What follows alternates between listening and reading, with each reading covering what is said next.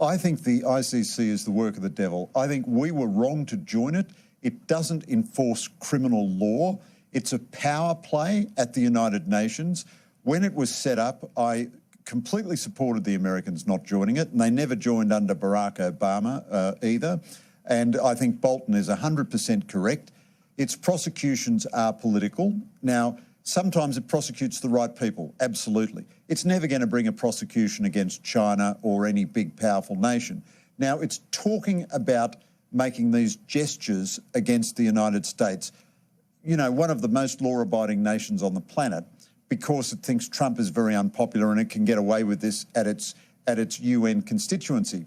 But when it was set up, it was very explicitly supposed to be only used against those nations which did not have an adequate domestic legal system. And I remember debating government ministers at the time on TV and saying this is very bad. And they said it'll never be used against Australia because we'll investigate our own war crimes. Now, this means any Western nation that takes any security action is theoretically liable to prosecution by these guys, although it'll always be against Israelis or whoever's unpopular at the moment. Speaking of Israelis, by the way, America's been in Afghanistan for 17 years. How significant that it's only in the last 2 years with Donald Trump's president that the ICC now wants to investigate. You're quite right. Bolton said there's also, the US is also closing the office of the PLO, the Palestinian Liberation Organization, which used to be, probably still is, involved in terrorism. Australia's also got an office in Canberra of the PLO. Should we close it?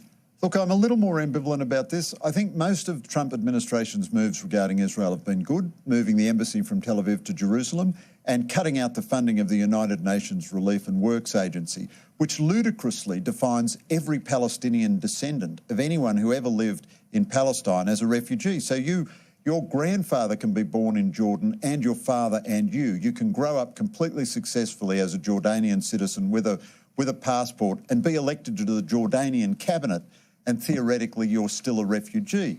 Whereas 700,000 or 800,000 or 900,000 Jews were chased out of North Africa at the time of the founding of Israel, and they are not classed as refugees, nor of course any of their descendants. So I'm with the Trump administration on all of that. And I think they're right to be very impatient with the PLO, which has spurned reasonable peace offers time and again. I'm not absolutely convinced that you don't want to have a mechanism of dialogue with them through a PLO office. I mean, I don't have a deep problem in principle, but I'm just not absolutely sure. Dialogue hasn't done much too. Yeah, look, I agree. Greg Sheridan, thank you so much indeed for your time. Thanks, Andrew.